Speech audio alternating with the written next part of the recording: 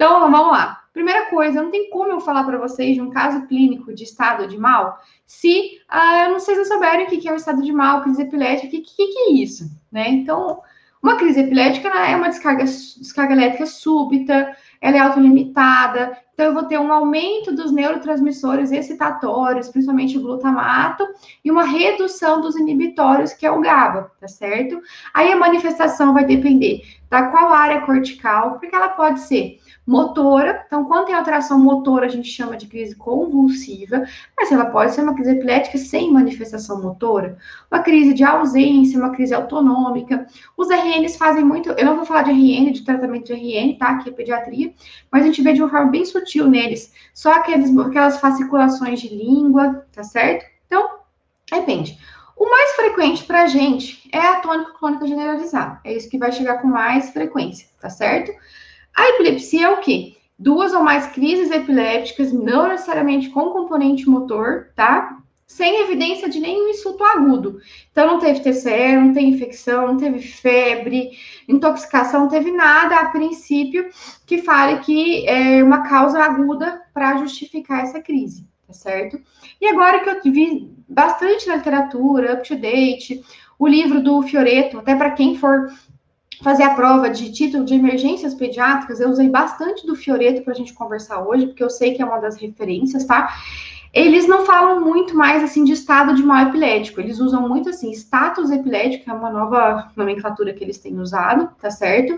E aí, o que a gente tem de mais recente, os artigos, assim, de mais força na literatura, é do Trinca, se não me engano é Trinca o nome, ele é um americano, e é de 2015, tá? Então, a gente tinha que o estado de mal antes era 20, 30 minutos.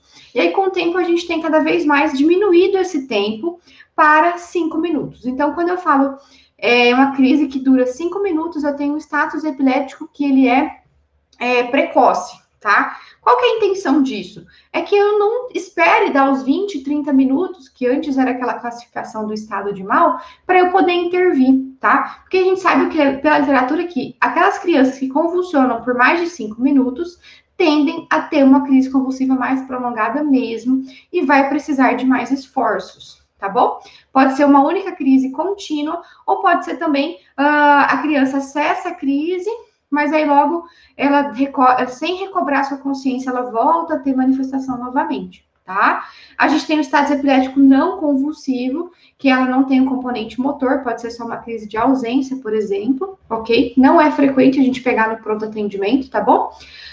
O estado de mal refratário, o estado epilético refratário, é duração maior que 2 horas, e o super refratário é aquele que dura mais de 24 horas, mesmo você fazendo todas aquelas medicações. Com certeza o paciente já vai estar entubado, na UTI, monitorizado, e ainda assim ele tem alteração, principalmente no eletroencefalograma, né? Que compatíveis com essas descargas elétricas anômalas, beleza?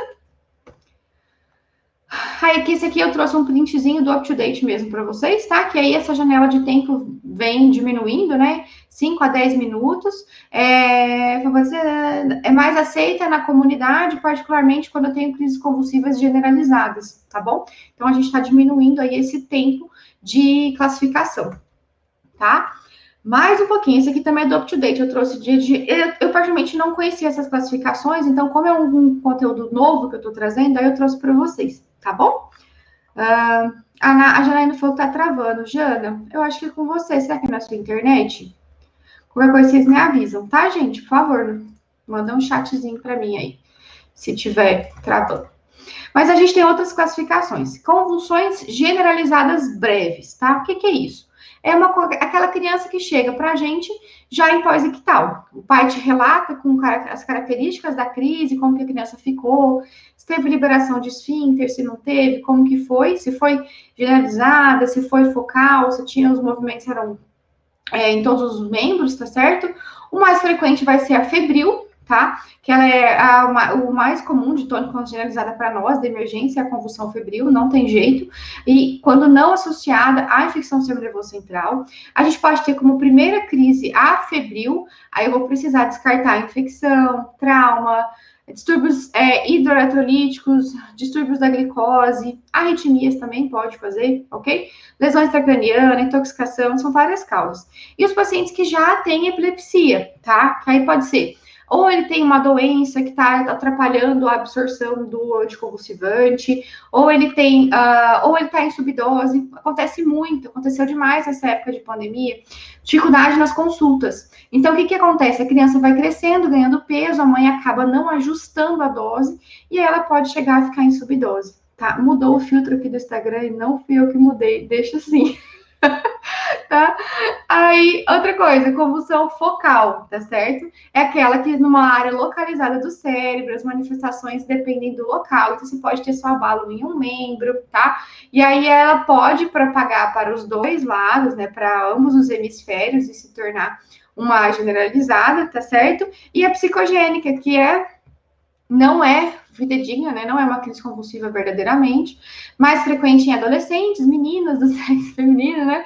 E aí a gente tem que diferenciar sempre da história, as características, avaliar pelo eletroencefalo, tá? Para ver se isso é mesmo uma convulsão ou não, ok? São outras características diferentes. E outra coisa que eu não tinha trazido no anterior e trouxe para vocês hoje é essa questão do tempo mesmo. Ó. Esse trinca é a referência mais atualizada que a gente tem ultimamente para usar para nos guiar em relação ao tratamento das crises convulsivas, tá? Então, aqui, ó, esse tempo 1 seria um tempo 1 que você tem para agir mais rápido, para diminuir o risco de sequelas, tá? Então, se ela é uma tônico-clônica generalizada, 5 minutos é o tempo que eu tenho para já agir.